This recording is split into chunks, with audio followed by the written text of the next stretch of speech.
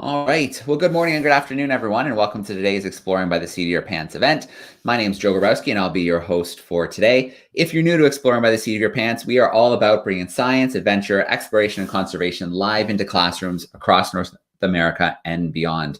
So we've got a crazy lineup of events all October long, upwards of 50 live events for classrooms to tune into. So if you check out exploringbytheseat.com, you can find some of those events and register to join with your classrooms. So what we're doing today is one of our favorite things to do is to go live in the field from remote locations where students don't often get to visit through these virtual events. So that's why we started a little bit slower today, was getting our connection established. But we are going live today to the Seychelles. We are at the Vallée de Mai Nature Reserve in the Seychelles, and we're going to meet Maria, who's the Education and Outreach Officer at the Nature Reserve, and we're also going to meet her special guests. So students joining us from 2 schools in the Seychelles who are excited today to share where they live with students in North America. So I'm going to bring Maria in live. Hey, Maria, how are you? Hello, I'm fine. And you? Good, good. How are your students today? Good to see them. Yeah, they are very excited for the presentation. Excellent. All right, All right, so Maria, my we're ready. Maria, go ahead and name introduce is yourself and let's Maria get going. Brioche. Yeah, my name is Maria Brioche. Hi, I'm the Education and Outreach Officer at Vallée de Mai in the Seychelles. Welcome to the Vallée de Mai virtual tour, which is the first one for us. And also, thank you very much for joining us today. So with me, I have students from Vijay International School and students from Praslin Secondary School. The students, they are going to talk about the Seychelles. This will be Vijay International School. They will tell you about how it is good to live in the Seychelles, how it feels to live here. And then the students from Praslin Secondary School will talk about the Valley de Mai. We'll tell you a little bit about the species that we have here in the Valley de Mai, um, uh, and also all about Praslin. So without further delay, I would like to present you to our first speaker, Nelza, to start the presentation. The Seychelles is an archipelago of 115 islands in the Indian Ocean. Oh, Its capital Maria, is can you Victoria. pass her the microphone? There we go. Seychelles is an archipelago of 115 islands in the Indian Ocean. Its capital is Victoria. The main islands include Mahé, Praslin, and Nadig. Seychelles is home to numerous mountains such as Mount Seychelles located on Mahé and rare animals such as Aldabra tortoises. The nearby countries include Madagascar and Mauritius. The population of Seychelles is about 96,762. About 90% of the Seychelles people live on the island of Mahé. Seychelles became an independent republic on June 29, 1976. Seychelles is unique because it is the world's only granite island in mid-ocean, the world's So, Maria, can we pause just for one moment? Yep. Is it possible to turn the microphone up a little bit, or maybe the student can come a little bit closer um, to get a little bit louder for us? Some of the students are just having a hard time hearing.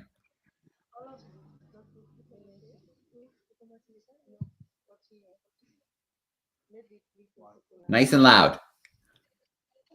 joined the Commonwealth in 1976, and our main languages include Creole, French, and English.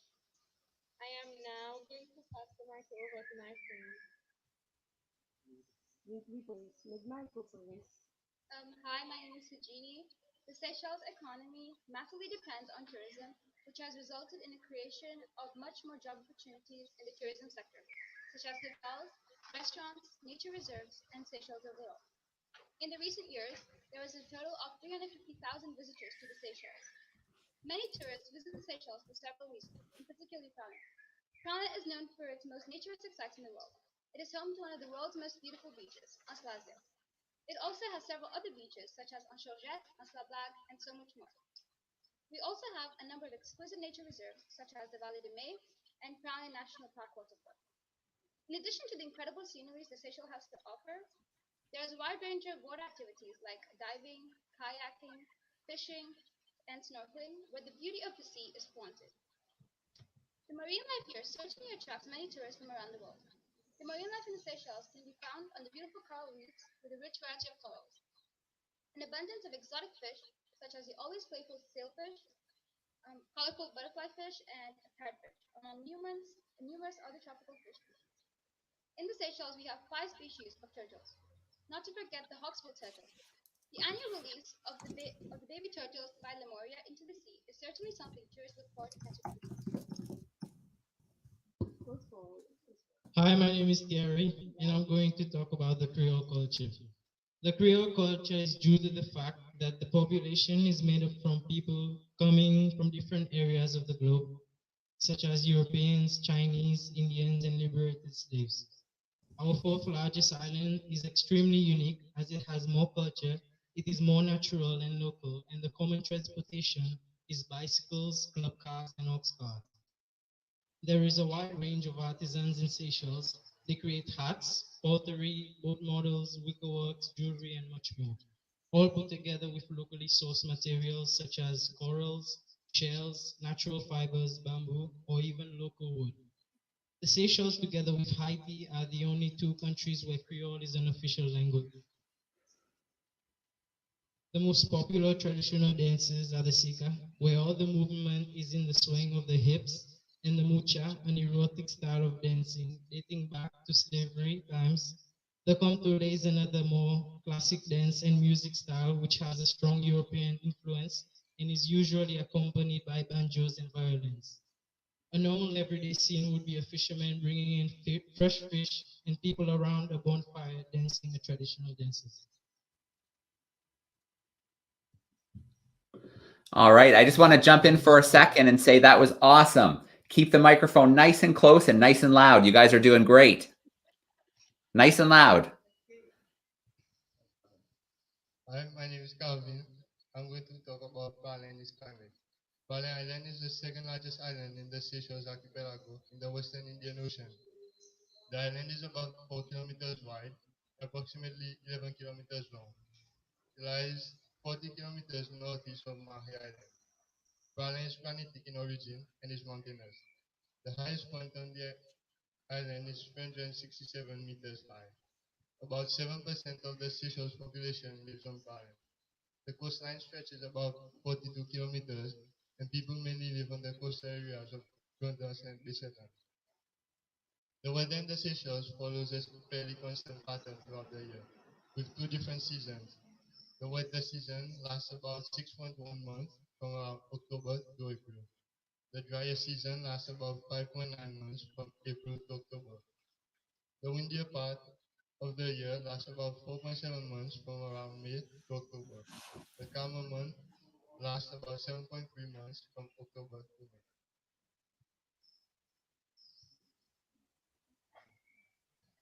Greetings, fellow viewers. Welcome to the heart of Valley, our wonderful Valley de Mai. I'm Ina Cadas, and I'll be your host for this adventure. These are my colleagues, Chris and Elsa, which you'll later see during this parkour. Valley de Mai has been a UNESCO World Heritage Site since 1983. It is managed by SIF, the Seychelles International Foundation. The reserve is called Valley de Mai because it is Valley and was founded at the beginning of May. In general, the Valley de Mai is a nature park which consists of well-preserved park forests, including the coco-de-mer. The coco-de-mer consists of both males and females. Here we have the local children with both the male and females. Having the biggest seed in the plant kingdom, it weighs up to 30 kilograms. It is naturally grown on Vale and Curious, but during the past decade, it has been distributed to Mahe, our main island, and others. Its lifespan is up to 250 years, and its growing rate takes up 20 to 25 years to mature. The pollen from male catkins helps pollinate the female flowers. But how does this take place? that was to be transported either by animals or by boat. What are some of these animals? I'll now give this question to answer. As my colleague was saying, pollination occurs in various ways. Pollination occurs. Pollination occurs whereby the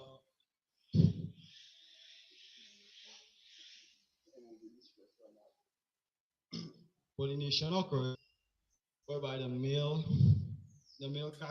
pollens from the male cocktails is glued to the animals body parts, and as it gets transported to the female flowers, the pollen gets transmitted, whereby pollination occurs.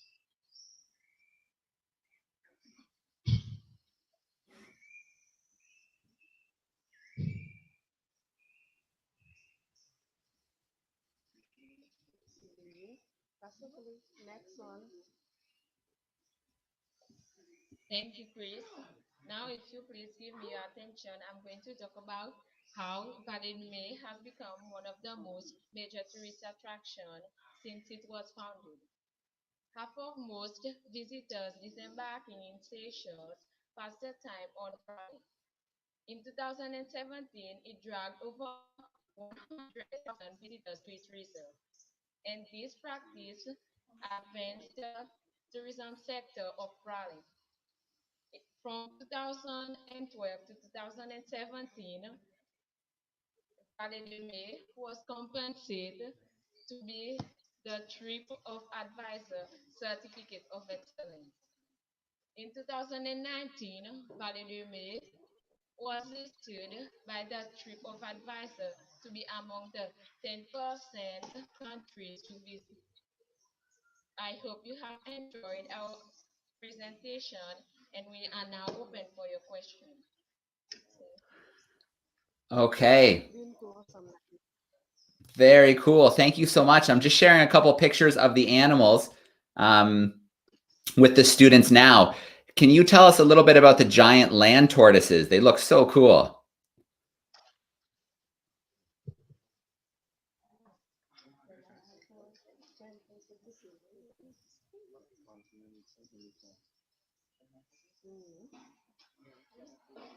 Okay.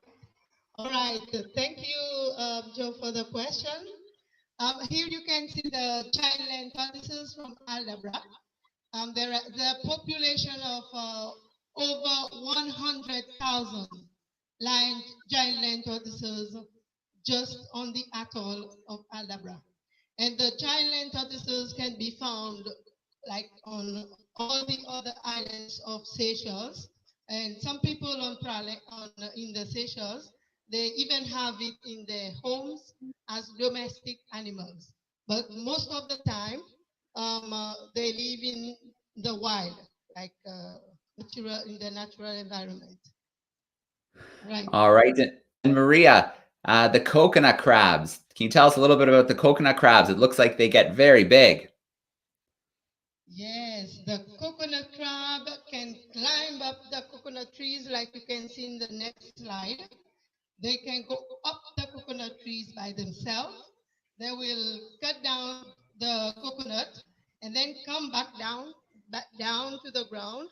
They remove the kernel of the coconut and eat the kernel inside. They can do that all by themselves because they have very strong pincers. So people that live on the Aldabra atoll, they have to be careful not to have their fingers close by because they can just chop off the fingers. All right, very cool. Well, Maria, we have a question that came in from a student. I'm going to start introducing the classrooms in a moment, but the student is wondering if you can tell us a little bit more about the geography of the islands. How did they form? All right. So I have with me one of my colleagues, Emmanuel Morel, who will explain to the kids about the Seychelles geography. So over to you, Manu. Hello, everyone. Hi. Any specific question about the geography about Seychelles? Yeah, can you tell us a little bit about, what the islands are like and maybe a little bit about how they formed? Okay, so we have 115 granitic islands. So these were naturally formed. They are mostly mountainous. We don't have that many flat areas. And the flat areas are usually close to the coastline where it meets the ocean. But yeah, we don't have any large flatlands. It's mostly mountainous. It's covered in trees, mostly palm trees, because we have dense palm forests. Other than that, there are rocks, granitic rocks found all over. Even underground, when digging, you won't find a patch of just soil. You will dig a bit, and then you get to granitic rocks. And when you go close to the coastline, to where the flat areas are, if you dig even 1 meter, 2 meters down, you start getting the sand and even water, like ocean water. All right, good stuff. Well, let's start meeting some of our classrooms and let's take their questions for the students and for the experts that we have joining us today. So in Toronto, Ontario, we have grade 2s joining us with Mrs. Killian. Let me bring them into the call here. Mrs. Killian's representing her class. How are we doing today? Hi, doing great. Thanks so much. So we have a question here from Safwan. Safwan, did you want to ask your question? Come on your video here.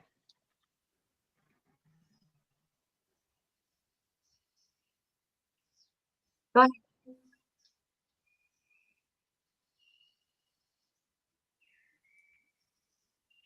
So how colorful is it in the Seychelles and how tropical are the fish?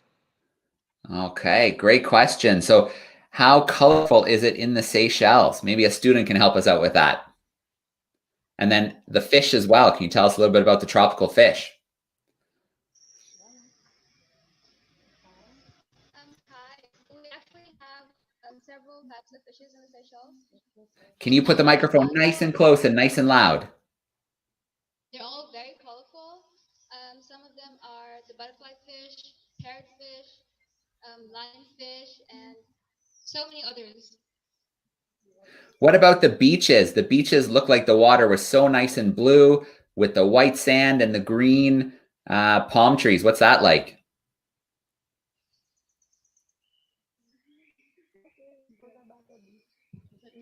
Well, beaches kind of all vary. Some of them like high tide, such as Splatio. It's one of the most beautiful beaches in the world. And there are several others such as Georgette, Slavdat, and the sand is like very soft and white, and the water Thank is very you. clean and turquoise. Yeah. All right, very cool. Let's jump to another class now. Let's go to, let's see, Mrs. Gala's group in Toronto. Let me bring them live into the call and see if they have a question for us. There we go. Just make one up. Oh, Okay, so our question is, what is the largest threat to biodiversity on the island? oh, great question.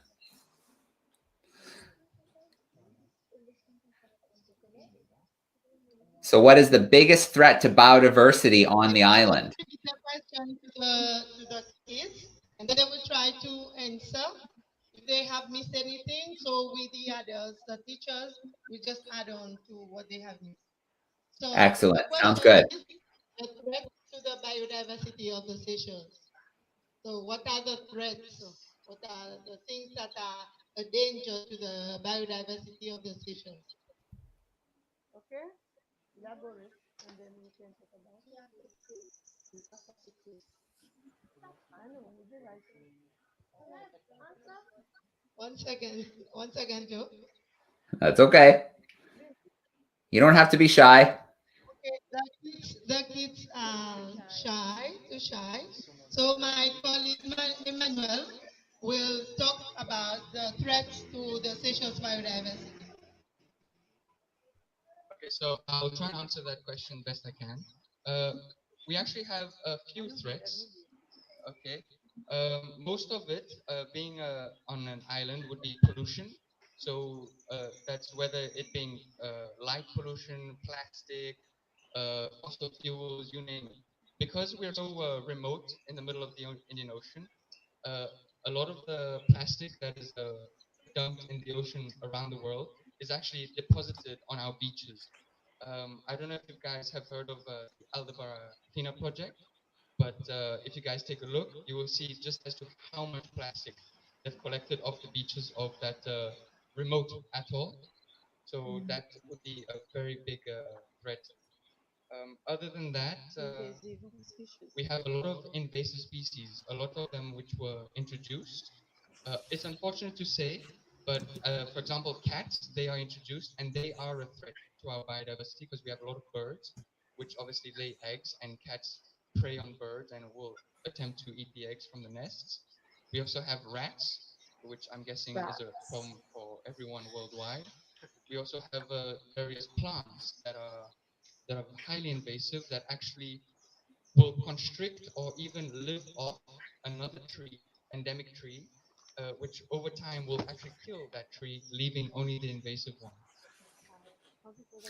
All right, great question. Invasive plants. Just one more thing to add to that.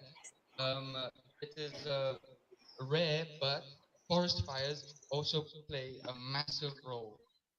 We are a very, very small group of islands. On the map, we're barely a dot.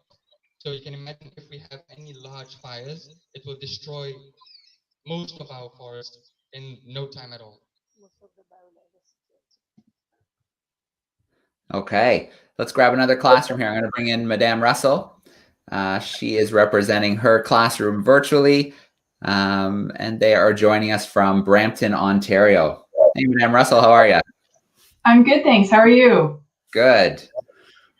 Is it possible if I have my student ask a question from our live Google Meet? You might hear them? Yeah, give it a go. It depends on your computer if it cancels sound. Sometimes computers are too good, so we'll see. Okay, Armand, give it a shot. Hello, Tess. Can you hear me? We gotcha. Okay, so my question was, have you guys seen any rise in the water level with all the climate change and stuff happening lately? Great question.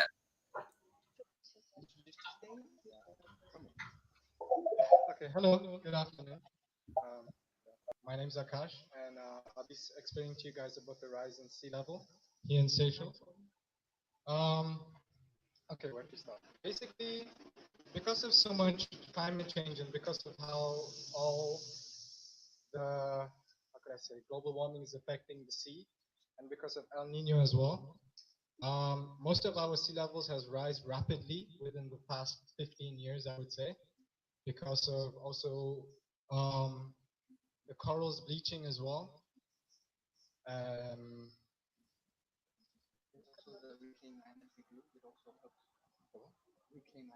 Oh yes, also the reclaimed land as well. Yes, reclaimed land that is built also creates a rise in sea level as well, and as well a lot of man-made structures that is created within the water, like for example jetties or little constructions like that. It also creates a rise in sea level. Yeah. Mr. House is going to take over.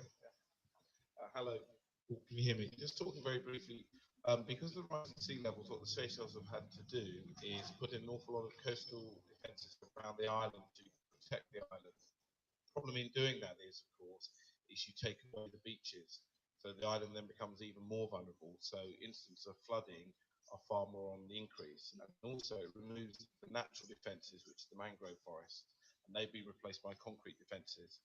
And unfortunately, with defences like those, they need an awful lot of repair, and they aren't as effective as natural defences like mangroves. So the future for the Seychelles, if sea level continues to rise, is quite a large threat. Okay, and if you had to estimate over the last 10 years, how high do you think sea levels have risen? How much have they changed? Is it a few centimeters? What do you think the number is?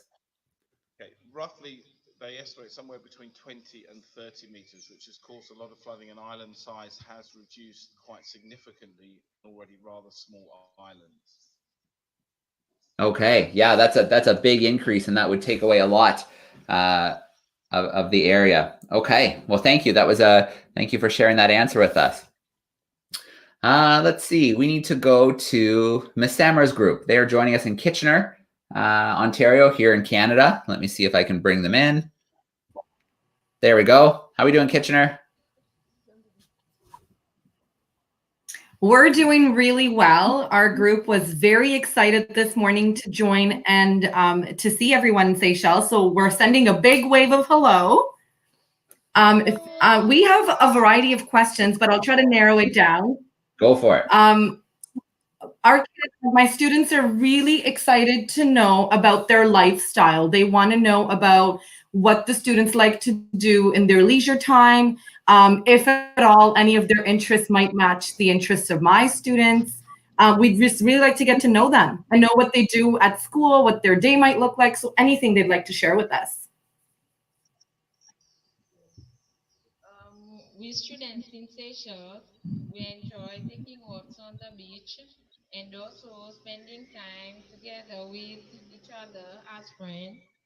And we also enjoy going on nature trails. Like we have a lot of trails on each island, and we enjoy doing these hikes and also enjoy swimming because we love our beaches.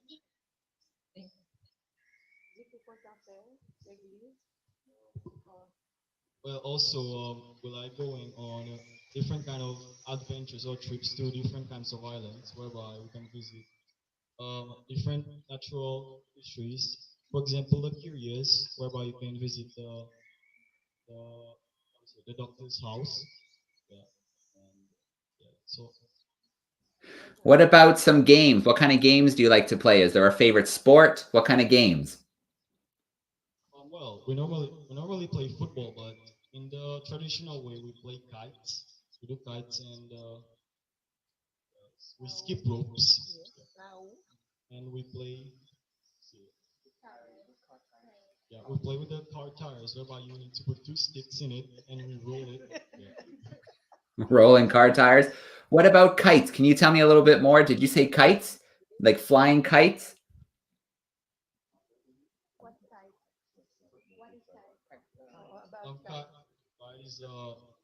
It's something you build up using.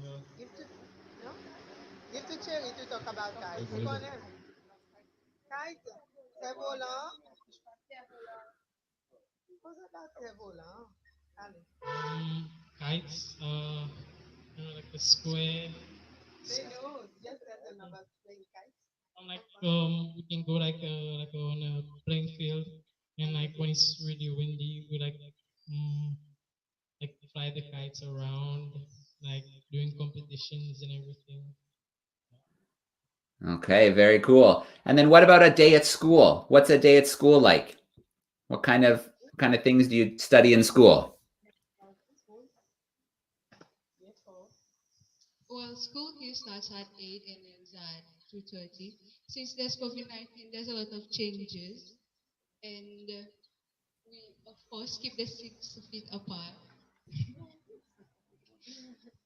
And we do international exams, and we also have academic subjects and other practical subjects. We do a lot of visits at different places.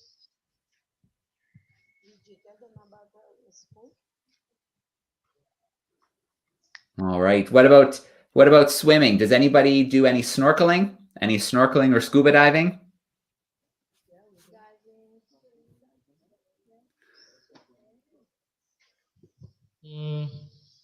Like around the island is really good to do snorkeling, but like we have a small island called Sepia. You can go snorkeling over there. It's like crystal clear water with different varieties of fishes, colorful fishes, and yeah. All right. Let's bring Miss Scully's group into the call. They're joining us in Burlington. You have a question for us, Miss Scully? Yeah, I'm gonna have one of my students try to ask it via our Google Meet as well. A call? Sounds good. Hello, can you hear me? We got you, buddy. My question is, depending on your geographic location, how does it like affect your lifestyle? For example, some necessary skills that might not be necessary somewhere else, but there they are necessary. Okay. So, great question. So they're wondering about, some skills you need to have depending on where you live. Maybe if you're living close to the water or maybe a little bit higher in the mountains, depending on where you live, what are some skills that you need to have?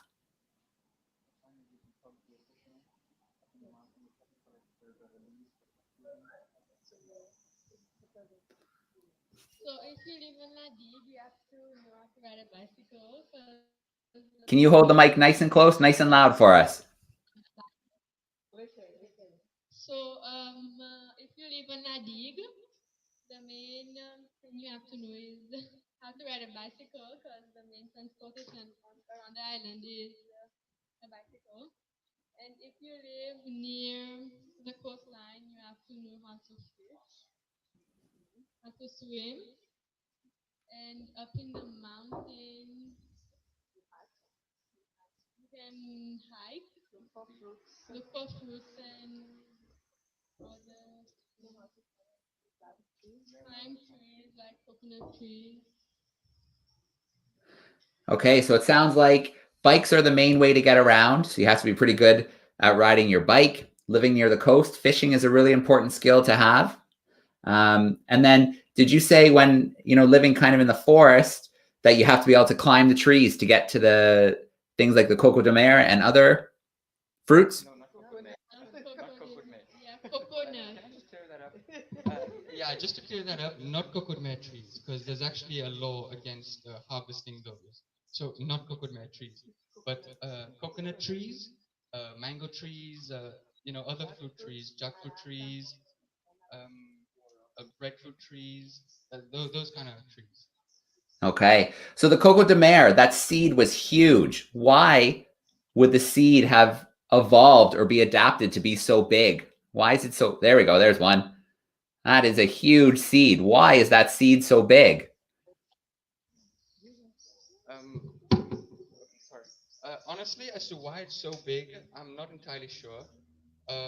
It could be relative to the tree size because can't really see it. There's actually a tree. You can see the trunk just behind us. Just see this thing. Wait, no, that way. This. Wait, there we go. That's the trunk of a coconut tree. So that's really, really tall. So I'm guessing the fruit is just a result as to the size of the tree. Does the coco-de-mer, does the seed float? Can it float from island to island?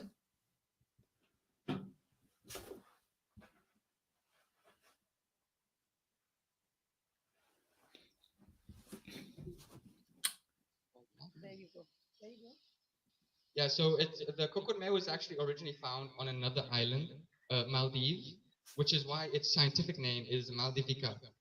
So it was originally thought to be from there, but it was then discovered that in actuality, it floated all the way from Seychelles to there. And this is actually the female, because the trees have the male and the female separately. So the female fruit is this one, and then the male, which is mostly just a flower. So it's not a fruit, it's not edible. It just carries the flowers with the pollen. Wow, very cool. Well, we have a few more minutes, so if there's any questions from the teachers, give me a wave at the camera and I'll know to come visit your group again. And we can, okay, let's start. Back to Toronto, Miss Killian. Hi, our students read that pirates have landed on Seychelles and they wanted to know, did they hide a treasure there? There's a legend, I think.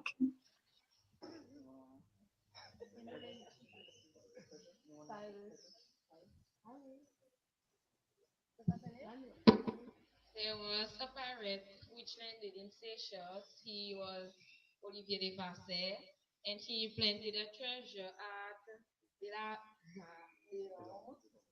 and there are other rumors also that say that he planted in outer islands also, but the main island where he planted his treasure was at below. Okay, and I'm guessing that no treasure has been found? No. No?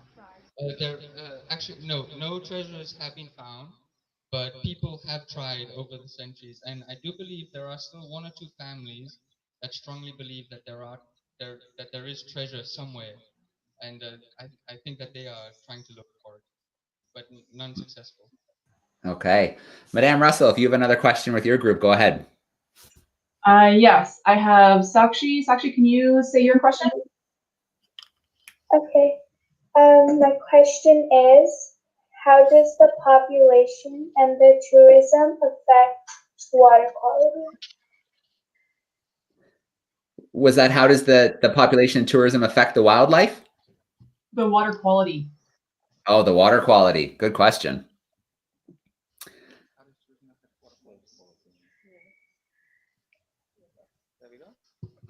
Hello, I'll answer that question. Basically, what we tend to do, I mean, tourists especially, what they tend to do is that they would put a lot of sunscreen on their skin, and as they go into the water, that would tend to bleach corals, which will cause a very big error in the biodiversity of the ocean itself. And also as well, of course, pollution. There's a lot of pollution that's been going around, especially within these years as well. That's been really affecting the oceans. And also it affects the water. Well, some of the water that we drink as well could get affected as well because of tourists. Because we don't filter it, we take it naturally from the spring.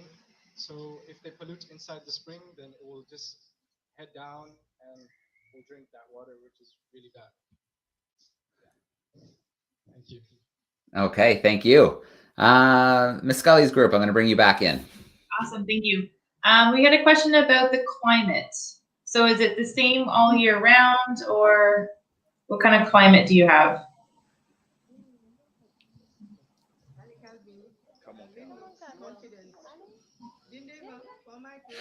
Don't be shy. Come on in. Tell us about the climate, about the weather. The weather is fairly constant throughout the year. It has 2 different seasons, which both last about 6 months each. So what are the 2 different seasons? There is the southeast region and the northwest region. Monsoon. So is there kind of like one kind of drier season for about 6 months and then one kind of wet season where there's more rain? The dry season is the northwest, and the wetter season is the southeast. Okay. Miss Samra's group, let me bring you back in. Hi, I have a student who'd like to ask a question. We're going to try to do this through Google Meet, so bear with me just a moment. Go for it. Serenity, if you can unmute your mic.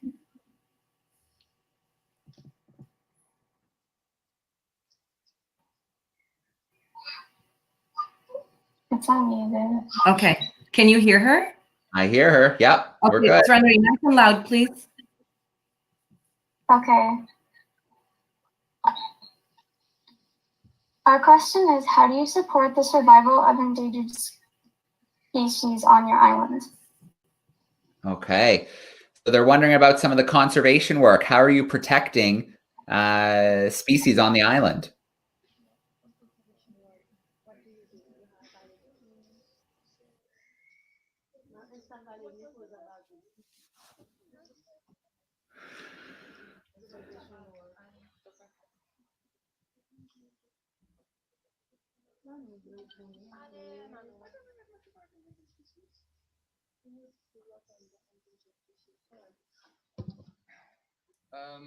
Yeah, again, I'll try and answer best I can. The main thing we do is, in actuality, we actually have a lot of NGOs, a lot of organizations that handle specific tasks.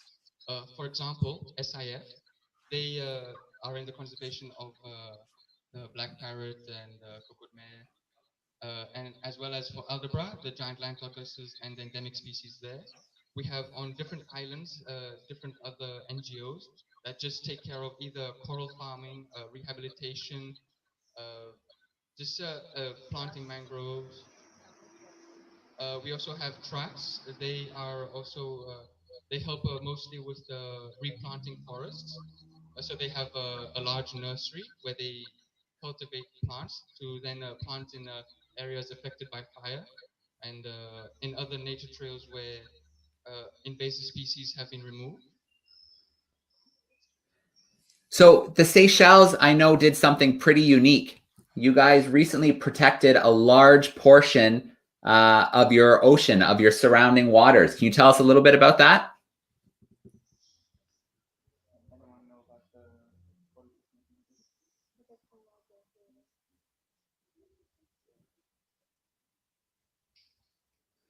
Can you repeat your question, please? Yeah, I know recently the Seychelles protected a large portion of the surrounding waters, created a big marine reserve. Can you tell us a little bit about that decision, why that was important? Okay, in that case, basically, there was a lot of coral bleaching that happened. In 1998, there was a big event that happened that was called El Nino, which basically, it heated the temperature of the seawater. So once that happened, it basically bleaches all the corals that, well, I could say 75% of all the corals in Seychelles got bleached that year. And it also happened again now in 2016, which is just recently, which took about 95% of all the corals. So the plan, basically what the NGOs did for them to restore all of that is they took about 40, maybe 50% of some of the national parks that's around the main islands, which is Setan, which I was also part of one of the coral restoration programs, which was near Ilosef as well, where we successfully regrew and restored about 10,000 corals. But because of COVID, a few issues happened and we couldn't continue. But apart from that, yeah, they had to close it down because of El Nino. El Nino affect everything. And also the biodiversity, because of the corals, got affected, as well as overfishing. Okay. I'm going to put in one more question here from, oh, sorry, go ahead. No, go ahead. Just overfishing has become a big issue here, particularly from local fishermen. So part of the agreement was they're only allowed to fish in the waters for 6 months of the year, and the other 6 months they have to fish much further out than they normally have to. So obviously that's an impact on the local fishermen and what they're able to achieve. But that was absolutely vital to maintain the fish diversity, because what was happening is much smaller fish were being caught rather than the large fish, and that was affecting the ability for those fish to breed. So it's a very important step, and all the local fishermen are aware how important it is for the future of the Seychelles, so are following that program quite closely. Okay. Well, look, before we sign off for today, I want to put the students on the spot one more time today. I would like the students to tell us what each one of them is planning to do when they grow up. What career, what job, what would they like to be doing when they finish school? So I'm going to put each student on the spot. Let's get an answer. I want to be an accountant. An accountant, very cool. I want to be a boat captain, from like bring the clients, from Mahe, Prada, all that. So you said a boat captain, like for tourism or fishing?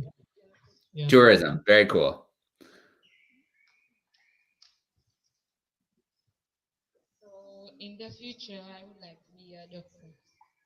A doctor, awesome. Who's next?